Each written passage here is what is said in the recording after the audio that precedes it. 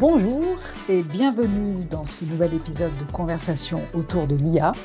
Ici, on approfondit le rôle de l'IA dans les métiers en allant au-delà du prompt et de la hype. Notre objectif, c'est de mieux accompagner les entreprises dans leur adoption de cet outil. Alors moi, je suis Élodie, spécialiste en création d'expériences utilisateurs et de contenu sur les plateformes digitales. Et je suis aussi journaliste. Et avec moi, il y a Amine. Bonjour Elodie. Moi, je fais de la R&D en IA depuis 15 ans, avec quand même un focus business et entrepreneurial, parce que j'ai une première startup dans l'industrie 4.0. Aujourd'hui, j'accompagne les entreprises dans l'adoption concrète de l'IA et on essaye d'aller au-delà des effets de mode et de rendre ça le plus concret possible. À la fin de l'épisode précédent, on parlait de l'importance de remettre le client au centre de la relation client, justement, et de revenir au customer centric, ce qui est quelque chose qui, avec l'irruption de l'IA dans tous les workflows de relations clients, a un peu disparu, en fait, dans certains cas. Et donc aujourd'hui, on va parler de cas où l'IA permet d'analyser avec une très grande précision les retours clients et d'identifier les symptômes de quand ça se passe bien ou mal. Oui, Elodie, la fois précédente, on avait un peu montré les tendances autour de la relation client. Donc, on voyait ce côté très basique de d'un côté, on veut pousser des chatbots automatisés parce qu'on pense qu'on va faire des économies. Et de l'autre côté, on a une réception qui est mitigée et discutable parce que c'est soit les chatbots sont perçus comme des grands freins, des verrous, soit les gens veulent tout simplement pas du tout avoir affaire à une IA et veulent en fait remonter directement à des humains. Ce qui montre que il y a un vrai questionnement à avoir sur comment est-ce qu'on veut se positionner vis-à-vis donc de ses clients et de façon générale de son marché. Et quand on veut faire ça, la première question, c'est de se dire dans quelle mesure je connais mon marché et mes clients. Et dans quelle mesure j'arrive à analyser leur expérience client? C'est-à-dire on connaît tous l'importance de la fameuse expérience client, hein, qui va déclencher des avis clients, par exemple. Bon, moi, de mon côté, quand je travaille donc dans le marketing digital notamment, et je suis attentive aux résultats de campagne et aux résultats aussi de réception du produit qu'on a marketé. Et à partir de là, c'est intéressant de comprendre toutes ces réactions pour analyser ce qui se passe en fait du côté du client et d'analyser réellement les différentes étapes de son expérience et de l'impact que nous, on pourrait avoir dessus et comment on pourrait corriger les couacs et les frictions.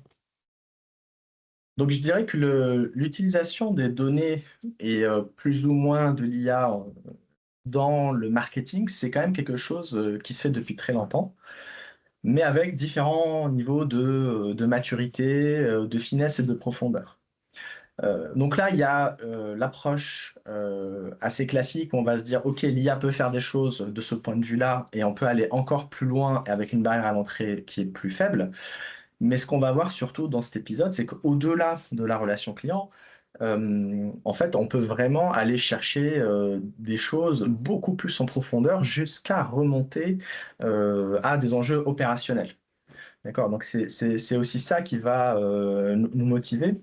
En fait, beaucoup de choses qu'on va présenter ici, on pouvait déjà les faire avant l'arrivée de l'IA générative, mais c'est juste qu'il fallait des compétences. Il fallait des compétences, il fallait des outils, il fallait recruter des data scientists ou passer par des développements très spécifiques.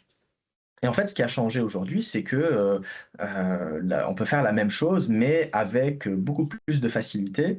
Encore faut-il savoir comment s'organiser et ce qu'il faut, on va dire, donner comme instruction à l'IA pour pouvoir avancer sur cette piste-là.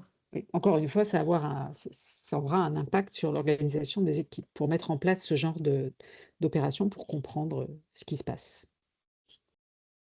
Donc cet épisode s'inscrit en fait dans la continuité des précédents, hein, pour que vous invitons à aller consulter. Euh, donc il y a eu cet épisode 3 que Amine, je te laisse Oui, détailler. dans l'épisode 3, on passait en revue un petit peu quelques concepts fondamentaux.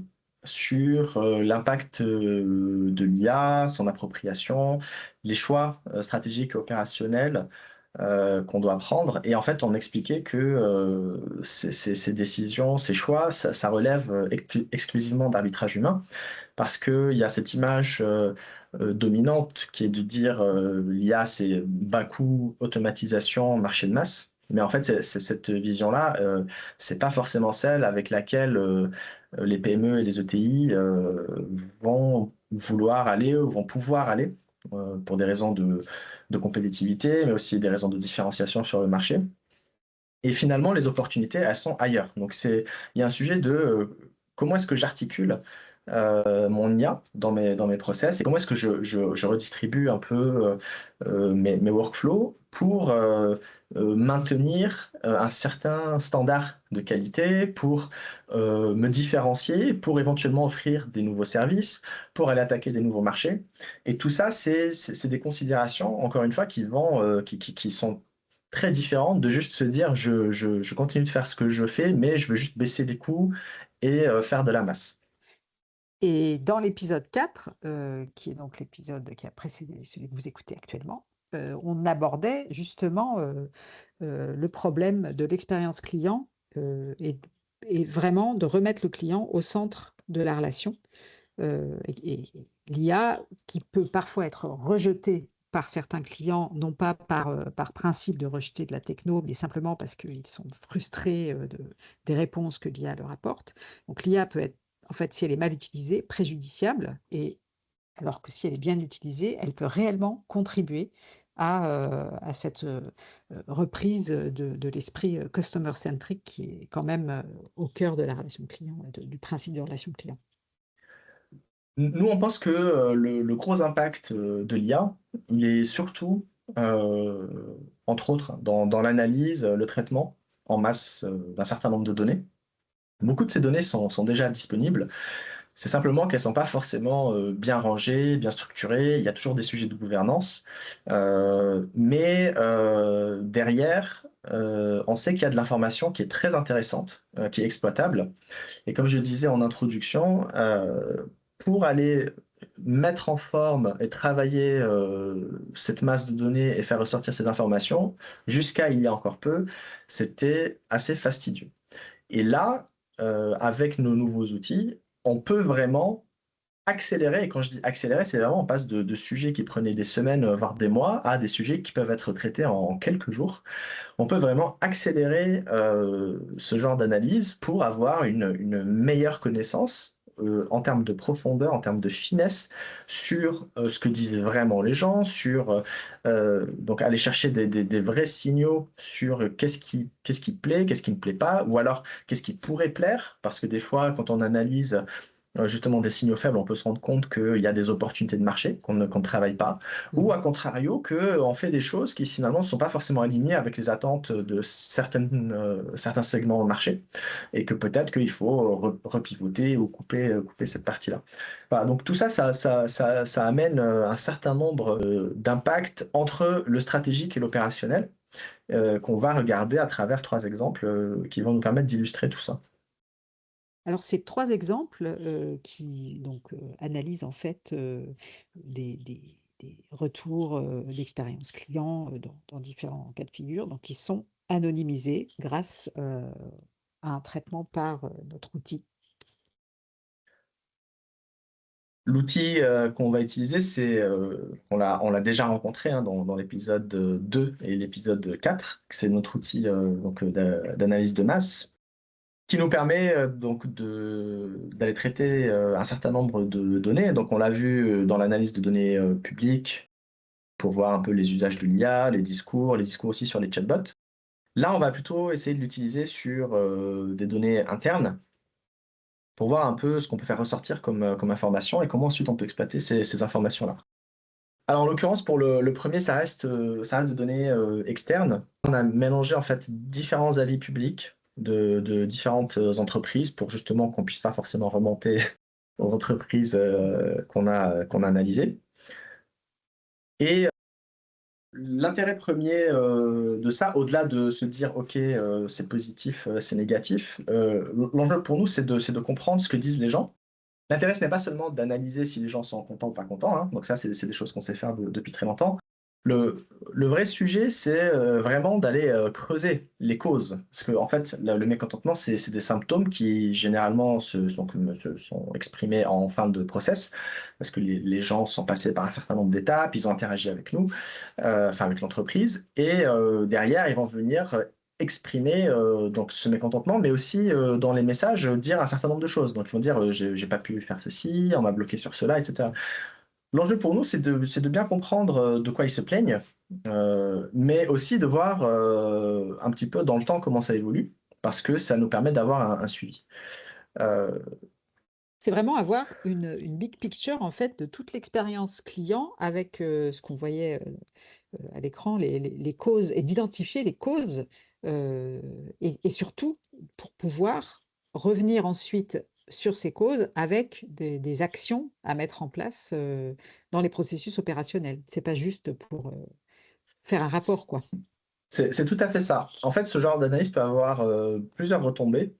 On va rediscuter un petit peu de cet aspect diagnostic et potentiel cas d'usage en termes de retombées concrètes. Il y a aussi le côté cartographie de son écosystème, dont on avait commencé à discuter dans les épisodes précédents. Qui a justement aussi cette vocation de nous faire sortir un peu de ce discours dominant sur je fais du bas-coût de masse. Et en fait, voilà, encore une fois, c'est pas pertinent pour tout le monde de faire du bas-coût de masse. C'est encore plus pertinent de comprendre les détails de son marché, les sous-segments. Et ces sous-segments, l'intérêt, c'est pas simplement de les définir avec des variables à la main, mais c'est vraiment de comprendre concrètement à partir des vrais retours clients qui sont les gens qui consomment nos produits ou nos services, en Exactement. fait. Et ces gens-là, pourquoi ils sont pas contents? Donc, pourquoi ils sont pas contents? Derrière, il y a des enjeux de fidélisation, il y a des enjeux de rétention, il y a aussi des enjeux d'opportunité, etc., etc. Donc là, quand on fait ces premières analyses, on voit qu'il y a des sujets, voilà, sur les décalages produits. On a des exemples concrets sur des clauses restrictives, qu'il y a des sujets de rejet qui sont pas forcément motivés. Il y a des sujets de lourdeur de processus. Il y a des sujets de communication déshumanisée, hein, ce qui nous fait reboucler aussi avec l'épisode précédent où on parlait justement de ce rejet des interactions avec des chatbots. Et donc, c'est des choses qui remontent dans ces retours clients. Et puis après, il y a des sujets de marque aussi. Ce qu'on voit là, il y a ce côté perception arnaque, on se sent floué, trompé. Et ça, c'est pas forcément une bonne chose. Clairement pas. Et donc on voit que ça donne, ça permet d'analyser, la notion de sentiment. C'est-à-dire, il y a pas seulement, une notion, de déclaration de, «On m'a répondu ça et c'est inadmissible», quoi, simplement parce que ça colle pas avec ce qu'on m'avait promis. Il y a vraiment la notion de sentiment, avec le sentiment d'être face à quelque chose de déshumanisé, ça c'est quelque chose de totalement, Mm. c'est un sentiment et la perception, bon, que c'est une arnaque qui parfois c'est pas forcément, donc vrai, c'est ça qui est intéressant et si c'est perçu comme tel, c'est un énorme problème évidemment. Mais ça encore une fois, c'est du sentiment. Donc l'IA permet là d'aller, analyser en profondeur, cette notion, de perception et de sentiment. Au-delà de l'analyse de masse, qui nous donne une vision figée des différentes causes, ce qui va nous intéresser, c'est déjà d'aller voir sur différents angles, différentes facettes, mais aussi de voir l'évolution dans le temps.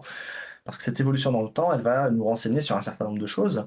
Elle va nous renseigner déjà sur l'amélioration ou pas de nos services sur différents axes. Elle va nous renseigner aussi sur potentiellement comment est-ce que nos clients, nos prospects, nos marchés ont évolué. Peut-être qu'il y a des changements en termes d'attente, de tendance, etc. Et ces changements dans le temps et ces tendances, c'est important de les détecter le plus tôt possible, en fait. Parce que c'est comme ça qu'on va voir si on est bien aligné, si on a la bonne trajectoire, potentiellement détecter des opportunités, etc., etc. Et là, en l'occurrence, on voit bien qu'il y a trois grandes phases qui ont été identifiées par l'IA. Il y a une première phase d'établissement avec une rigidité assez forte. et des refus systématiques qui ressortent. On voit ensuite qu'il y a une phase de diversification. Et puis ici, on voit que, mine de rien, sur la dernière partie, il y a quand même des avis positifs qui émergent. Donc on voit que dans la vie de cette entreprise, il y a quand même une amélioration globale.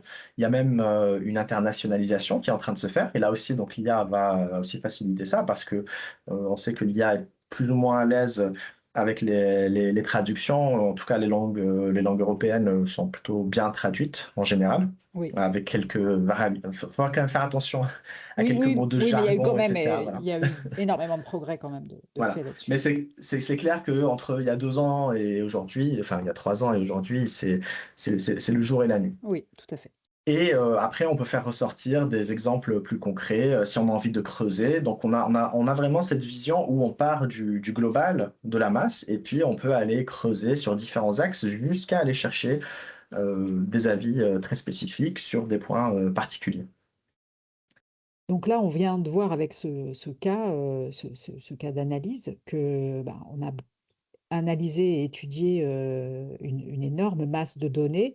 Encore une fois, c'est quelque chose qu'on pouvait faire avant, mais qui prenait un temps, monstrueux et qui demandait, beaucoup de mettre en place des équipes qui étaient dédiées à ça. Et qui aurait pu faire autre chose pendant ce temps-là, parce que ça demande quand même, un certain niveau, pour, comprendre la donnée, qu'on est en train de manipuler. Donc là, avec les outils actuels et avec cet outil, qu'on utilise notamment, on arrive à, analyser cette énorme masse de données et surtout, en tirer, des conclusions, du sens et pouvoir, déterminer peut-être des actions à entreprendre pour corriger ce qui a été identifié. Tout ça, est tout à fait, visible, enfin ça s'illustre bien, dans notre, exemple numéro 2, avec, une analyse, du coup de 35 000 réclamations sur 3 ans, et la détermination ensuite d'actions à mettre en place, d'actions opérationnelles à mettre en place. Donc ça, c'est voilà un exemple de traitement, de masse grâce à cet outil. Donc, Amine, je te laisse, Oui, expliquer. l'intérêt de cet exemple-là, c'est de montrer qu'on va au-delà de la simple analyse donc de la relation client. Et on va vouloir remonter vraiment aux opérations. C'est-à-dire que ce qu'on veut expliquer, c'est que ces mécontentements, ces réclamations, ces retours, ils sortent pas du néant. Hein, ils sont la conséquence de ce qui se passe à l'intérieur de l'entreprise. Donc l'entreprise, elle est organisée d'une certaine façon, elle fait ses opérations d'une certaine façon, etc., etc. Et c'est un peu toute cette machinerie qui derrière fait que bah, le client il est servi ou il a un produit qui est de telle ou telle qualité ou qu'il a une expérience qui est satisfaisante ou pas satisfaisante. Et donc il y a toujours cette question de dire comment est-ce que on diagnostique ces process, comment est-ce qu'on diagnostique ces opérations et justement ces sujets de diagnostic et de cartographie, c'est des sujets pour ensuite faire de l'amélioration continue et ensuite notamment pour trouver des use cases IA parce que beaucoup de gens ne savent pas comment rentrer dans les use cases IA. Donc, il y en a beaucoup qui, par défaut, vont rentrer par la techno, vont se dire, je vais installer telle techno, je vais essayer tel truc. Mais derrière, ils ne trouvent pas forcément comment faire la formalisation adéquate pour résoudre des problèmes concrets. Donc, la bonne façon qu'on explique, nous, habituellement, c'est de dire qu'il faut faire appel à l'intelligence collective, hein, donc faire des ateliers, notamment de design thinking. On passe beaucoup de temps avec des post-it parce que, en fait, le plus important, c'est que les gens s'asseyent autour d'une table, qu'ils discutent et qu'ils prennent le temps de poser finement leurs analyses, leurs retours sur les vraies problématiques. Mais on voit bien que c'est pas toujours évident pour les gens, soit de dégager du temps, soit même parfois de comprendre l'intérêt de ces démarches-là parce qu'il n'y a pas derrière de livrable technique. Grâce à à ces analyses, on voit l'impact négatif que ça produit sur l'entreprise et ses résultats potentiellement et que du coup, que ça permet de chiffrer un peu cet impact et que ça permet aussi de montrer à quel point, améliorer certains process ou certaines, actions, peut être, crucial, quoi. à propos d'intelligence collective, donc nous, on prépare actuellement, on vous prépare un épisode de ce podcast sur cette notion d'intelligence collective. C'est une notion qui a parfois du mal à convaincre les décideurs de justement organiser ces ateliers de design thinking où on va mobiliser un peu différents profils pour faire émerger des solutions, des pistes de solutions ou des solutions concrètes d'ailleurs, hein, parce qu'un un atelier peut aboutir à la création d'un POC, par exemple. Mais donc, quand on cherche à faire l'économie de ces ateliers, ça peut conduire, à simplement à choisir des solutions qui n'avaient pas lieu d'être et du coup, qui coûtent cher pour rien. Donc c'est vraiment on a plusieurs cas de figure, hein, où ça s'est posé comme ça, où les entreprises se sont lancées dans des solutions, des outils ou de différents ou un autre process, par exemple, qu'elles pensaient, justes, donc qu'elles avaient imaginé elles-mêmes, sans s'appuyer sur cette, intelligence collective qui est mobilisée pendant les ateliers et ça donne lieu, à soit une absence de résultats, soit même parfois à des résultats contre-productifs. Donc tout ça pour souligner vraiment l'importance, à donner à ces ateliers, qui englobent un peu tous les profils, concernés. J'ajouterais que c'est vrai que pour beaucoup de décideurs, en fait, s'il n'y a pas un livrable technique ou s'il n'y a pas une techno, ils ont du mal à voir la valeur de ce qui est fait. Alors que parfois, juste se poser et échanger dans un cadre qui facilite justement les discussions de façon guidée et orientée, c'est en soi de la valeur parce que ça permet à tout le monde d'avoir une meilleure visibilité de ce qui se passe et derrière de mieux se projeter sur un certain nombre d'actions.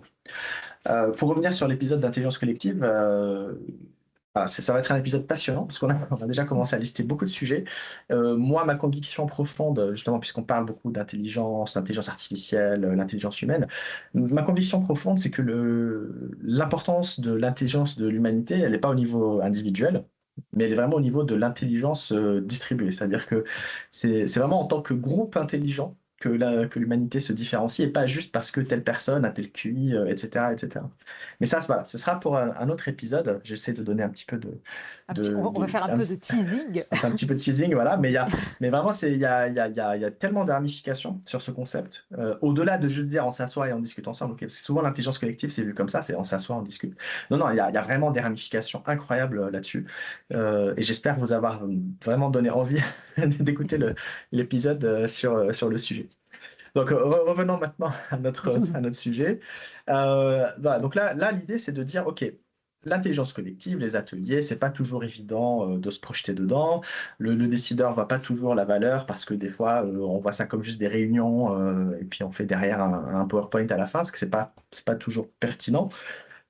Et finalement, le fait d'analyser justement ces retours clients, c'est finalement notre point d'entrée. Et comme on peut le faire facilement, bah, ça devient un point d'entrée qui est privilégié aujourd'hui. C'est-à-dire que nous, on commence à pousser de plus en plus cette logique de dire que ben, il y a des problèmes opérationnels qui vont se répercuter sur les réclamations et les feedbacks. Analysons-les et essayons de remonter à ces problématiques pour pouvoir voir où sont les potentiels use cases qu'on va aller traiter.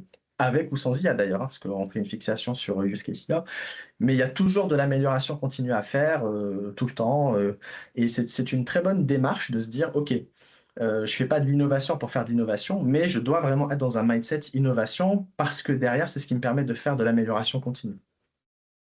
Donc là, c'est encore un exemple qui a été plus ou moins mal axé avec de l'IA, donc ça s'est inspiré d'un exemple réel, mais bien évidemment, on ne peut pas montrer les données réelles. Donc on a rajouté une petite couche d'anonymisation et de bruit voilà, pour que ce ne soit pas forcément Identifiable. identifiable. Mais on fait quand même ressortir des problématiques concrètes à partir des retours clients. Et on voit donc qu'il y a des vrais sujets opérationnels sur des enjeux de livraison, sur des enjeux de qualité de service, sur des enjeux de communication et même des enjeux de facturation. Et après, ce qui va nous intéresser, c'est de zoomer un peu plus. Donc déjà, on peut regarder aussi comment ça se passe dans le temps. Parce que quand on voit, notamment dans ce cas-là, dans le temps, qu'il y a eu un événement particulier à une date, et ça nous permet justement d'isoler. Parce que si on fait une analyse globale sans savoir qu'il y a eu ça, bah forcément, l'analyse va être polluée par cet événement-là, et c'est pas ce qu'on veut. C'est-à-dire que, ok, c'est un événement qui est arrivé, il a Il est eu, ponctuel, voilà, il il est a pas, ponctuel. voilà, il est pas forcément lié à l'ensemble du process. C'est peut-être quelque chose d'externe, après tout, hein, qui est lié à Voilà. l'environnement extérieur. Voilà. Et donc, c'est bien important aussi de faire ce genre d'analyse pour pouvoir isoler ces phénomènes ponctuels et ne pas venir polluer donc tout le reste de l'analyse aujourd'hui. Donc voilà, donc on peut voir un peu l'évolution dans le temps, mais surtout ce qui va nous intéresser, c'est un petit peu, encore une fois, hein, cette chaîne de causalité où on va voir qu'il y a des sujets d'erreur de livraison, des sujets de retard de livraison, donc qui ne vont pas forcément se traiter de la même façon. Il y a des sujets de service client qui ne sont pas toujours disponibles ou qui mettent du temps à répondre. Donc là aussi, c'est des pistes pour se dire, OK, donc peut-être que je vais mettre du filtrage, je vais mettre de la classification, peut-être que certains cas, je peux automatiser certaines réponses, etc. Donc ici, c'est la même chose. Et puis, on voit qu'il y a aussi un sujet de dégradation de la qualité, voire des erreurs de saisie, parce qu'on voit qu'il y a des commandes qui sont mal enregistrées, des quantités incorrectes. Et donc là aussi, c'est des sujets où il y a des choses à faire, hein. Donc là, pour la peine, on peut dire que c'est de la solution technologique, mais là, au moins, on l'a identifié, on sait que ça a un impact, et donc c'est motivé de se dire, allons creuser cette piste-là. Oui. Et derrière, bon là c'est l'impact sur la période transitoire. On a voilà des exemples concrets qui illustrent, mais surtout ce qui va nous intéresser, c'est les recommandations possibles. Donc on a un plan d'action concret qui ressort de l'analyse, où on voit que bah voilà il y a potentiellement des sujets avec des intérimaires, il y a des sujets d'accompagnement. On peut identifier justement les erreurs fréquentes, mais se dire, OK, bah c'est vraiment là-dessus que je vais axer mes formations en interne. Il y a tout ce qui est logistique et livraison. Donc là, il y a des propositions concrètes qui sont faites. Et puis, il y a des sujets qui se prêtent très bien à de l'automatisation par IA, notamment ici, de réconciliation automatique entre livraison et la facturation, les sujets de validation. Il y a des processus à simplifier potentiellement. Pareil, c'est une notification automatique, etc., etc. Là aussi, donc on voit SLA, réponse email. Donc là, ça veut dire justement qu'on peut faire ce filtrage et isoler les cas simples pour automatiser certaines des réponses.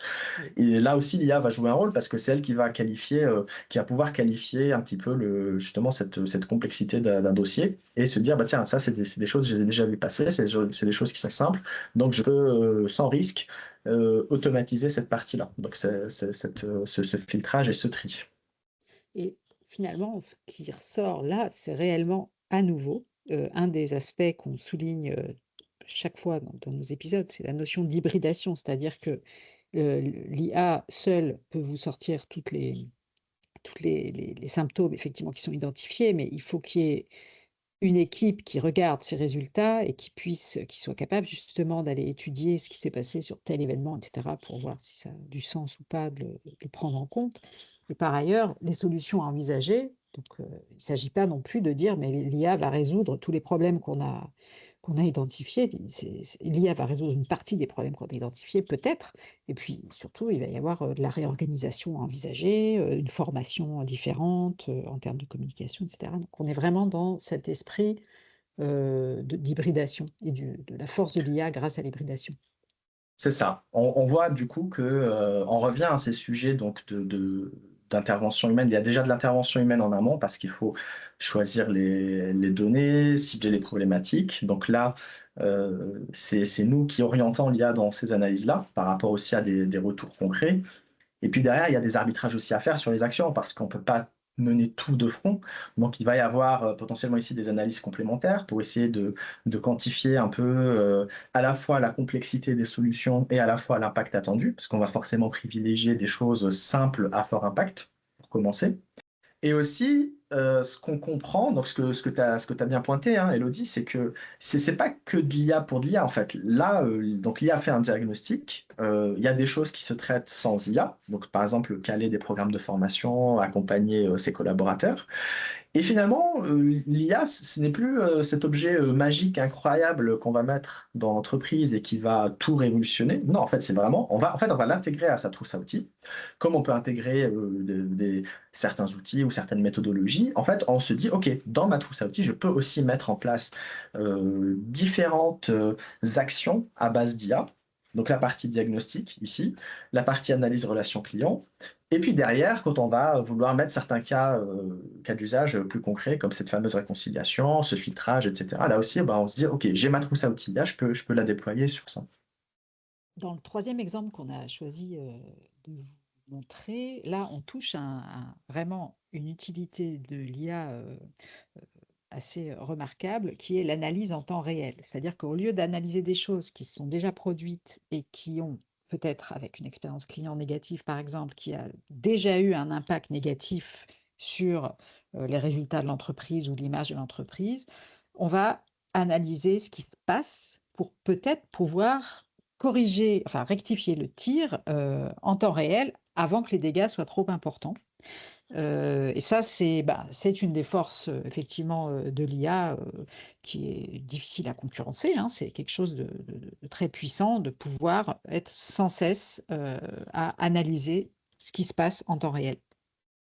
C'est ça, c'est vraiment le bon, c'est un classique, hein, mais c'est toute cette transition des 10-15 dernières années entre faire de la BI où on va analyser donc ces données historiques, à faire donc des analytics qui permettent de suivre ce qui se passe en temps réel, à ensuite faire de l'analyse prédictive pour voir un peu ce qui va arriver, voire du prescriptif. Du coup, pour pouvoir dire, je recommande telle ou telle action. Donc, c'est un peu tout ce qui est système de recommandation, etc. Mais pour pouvoir rentrer dans cette, dynamique, d'analytics temps réel, encore faut-il, que, son ici, ses données, sa gouvernance et cetera, tout ça soit structuré d'une certaine façon qui permet en fait de mettre en place, ces sujets-là et on constate, hein, que c'est vraiment pas gagné pour beaucoup d'entreprises. L'enjeu de mettre en place des analytics en temps réel, c'est d'abord un enjeu donc de gouvernance de données, de structuration de la donnée, et ça nécessite une certaine, compréhension, une certaine finesse dans le découpage, de ces process, dans les données qu'on peut venir relier à ces différentes, opérations et donc dans les signaux qu'on peut faire ressortir sur telle ou telle, étape, et cetera. Et ça, c'est pas toujours gagné dans les entreprises. On voit, quand même, dans beaucoup d'entreprises que c'est très complexe parce qu'on est encore dans des approches assez basiques de: «Je manipule des fichiers Excel», qui sont pas forcément connectés directement au CRM, qui sont pas forcément connectés à tel autre outil, ERP ou je ne sais quoi. Et en fait, il y a une vraie, complexité dans la gestion et la gouvernance de ces données qui est un frein assez important. Donc ça, c'est la vision technique. Mais au-delà de ça, il y a aussi cet enjeu de, comment je définis ce que je veux mesurer et donc ce qui est lié à la connaissance en fait, de ces process et de ces workflows. Et ça aussi, hein, on se rend compte que c'est très complexe. J'ai eu plusieurs entreprises où on a justement dû faire de la cartographie de process. Parce que, pour eux, c'était, en fait, quand ils ont essayé de faire l'exercice justement de documenter leur process, de découper les étapes, c'était toujours compliqué, il y avait C'était un toujours peu des choses qui allaient opaque, en voilà, c'est fait, ça. oui. Parce que, en fait, les process, ça se range pas facilement dans des boîtes et très souvent ça émerge, même quasi systématiquement, ça émerge de façon organique, hein. Enfin, c'est que les gens ont commencé à s'organiser d'une certaine façon. Oui, ça ils s'approprient des choses. Voilà. Donc ils apprennent que en fait, il faut faire ça d'une certaine façon, qu'ensuite il faut envoyer tel fichier à telle personne, que je récupère ça et cetera et ça n'évolue pas, de façon structurée, de base et donc tout le sujet, c'est aussi, bah, comment je mets un peu de l'ordre dans tout ce désordre, dans tout ce chaos organisationnel et Oui. donc c'est là aussi, l'IA va venir nous aider et va vraiment accélérer ce genre d'analyse. Là, en l'occurrence, c'est un exemple où on a pris donc, c'est de la gestion de relations clients aussi, mais on peut faire ce genre d'analyse sur d'autres types de process et de workflow. Mais là, on a différents points de contact, donc des mails, des coups de fil, des échanges par chatbot, etc. Et on a envie de justement de qualifier ce process. Donc de dire: «OK, c'est quoi les différentes étapes?» Et donc l'IA va, nous proposer un découpage parce qu'elle va dire: «OK, je peux regrouper ces échanges-là dans telle thématique, ces échanges-là dans telle thématique». Après on peut pousser très loin, on va voir que derrière on va s'intéresser un peu au sujet, on va vouloir faire ressortir des sous-segments et cetera. Et encore une fois, tout ça, c'est des analyses qu'on pouvait faire depuis très longtemps, mais qui nécessitaient des équipes, des compétences. Et du coup, c'est une barrière à l'entrée qui est très élevée et donc qui est très faible aujourd'hui et donc qui peut nécessiter que quelques jours de travail. Encore une fois, il faut juste savoir ce qu'on demande. Voilà. Donc il y a le besoin de l'expert, en fait, c'est plus sur formaliser, organiser, que sur implémenter des choses complexes. Oui, et je pense que enfin, on peut souligner aussi que c'était tellement le travail, qui pouvait être fait par l'humain, auparavant, qui pouvait donc être, tous ces éléments-là, là, qu'on vient de passer en revue, qui pouvaient être traités par l'humain.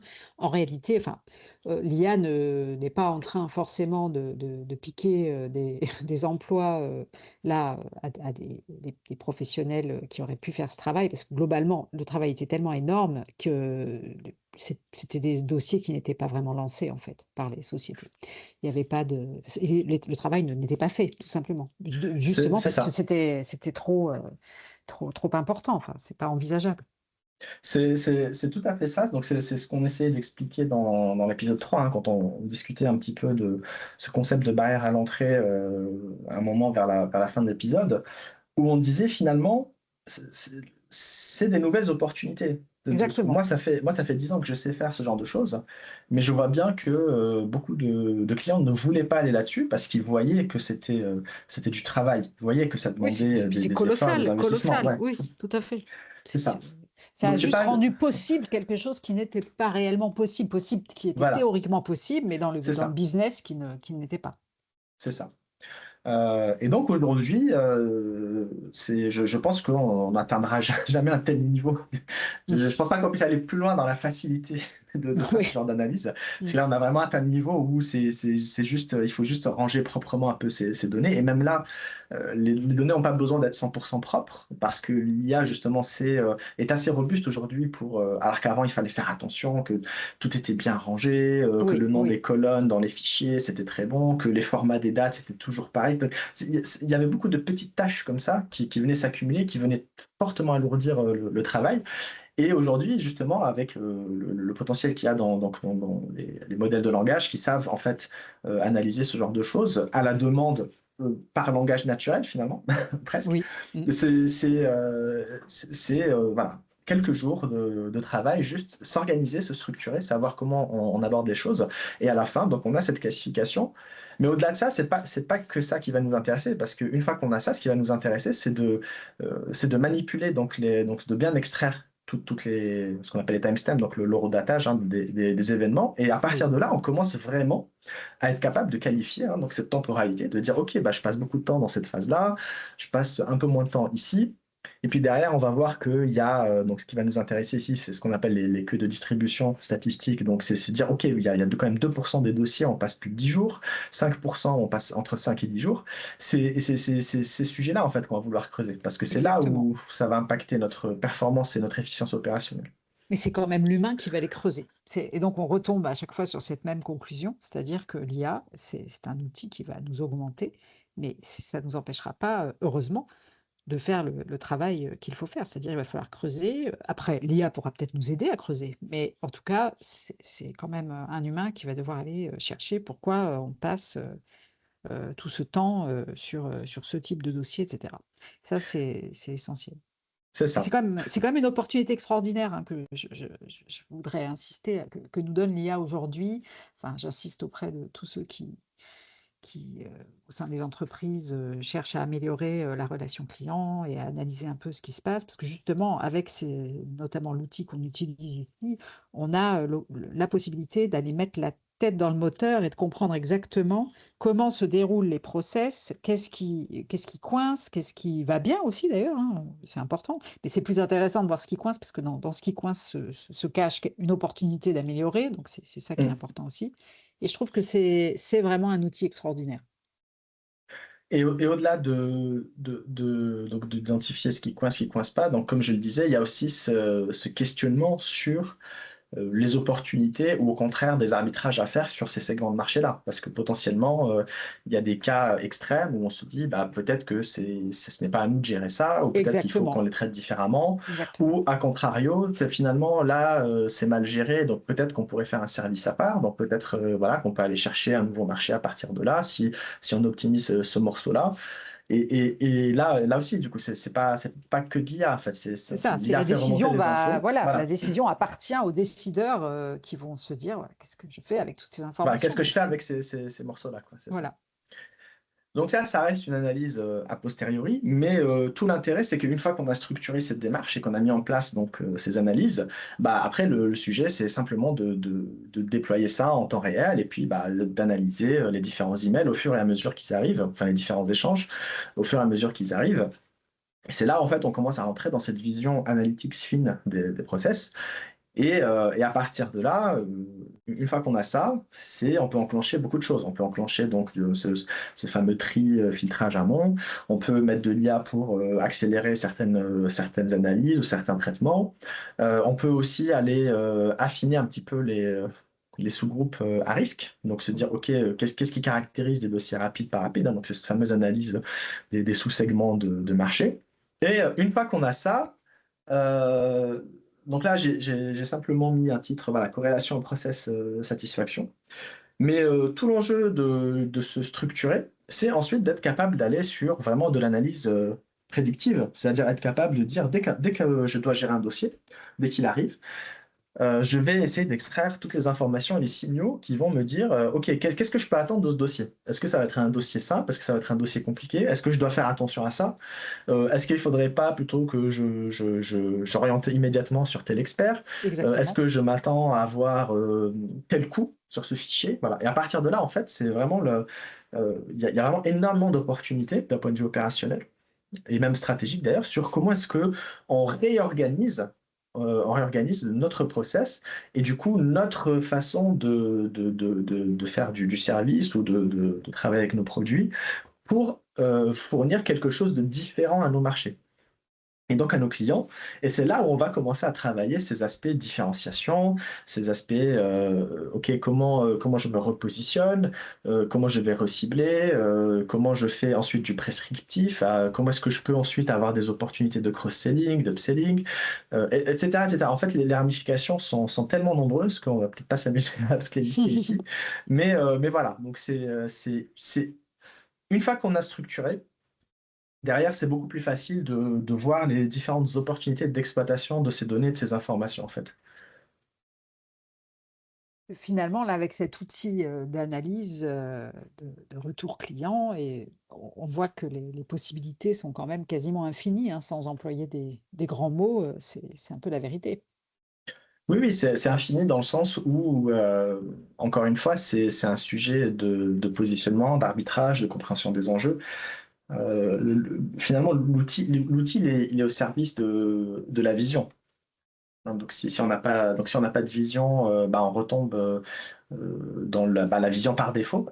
La vision Oui, par défaut, je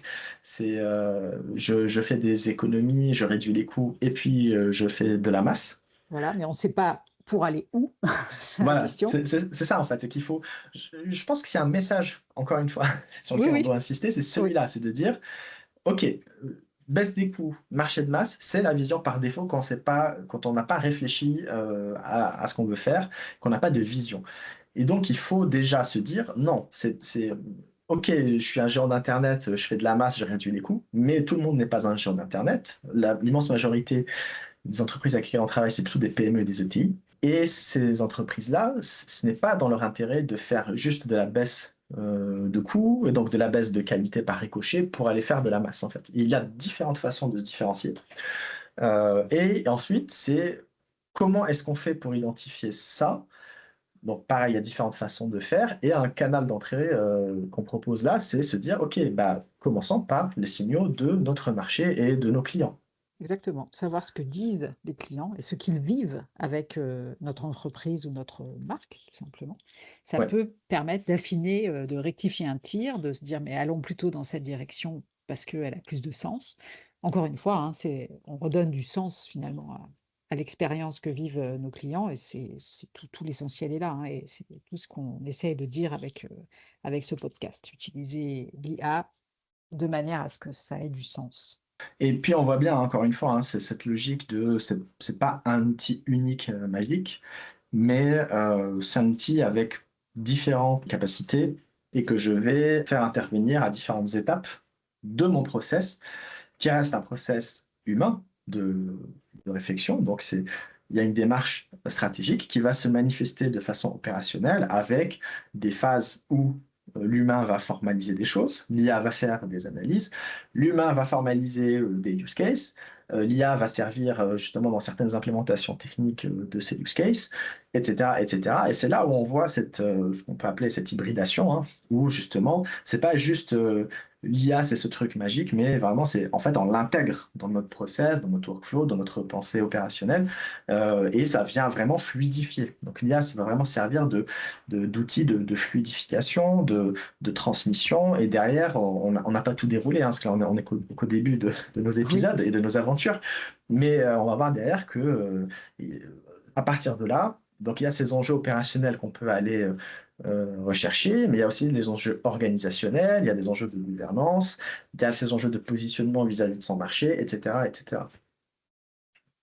Donc je propose de clore cet épisode sur ces paroles, ces bonnes paroles et je vous indique aussi que si vous souhaitez, nous poser des questions sur des sujets qui sont en relation avec l'IA dans vos process métiers et cetera, on va nous préparer un épisode, de type, FAQ.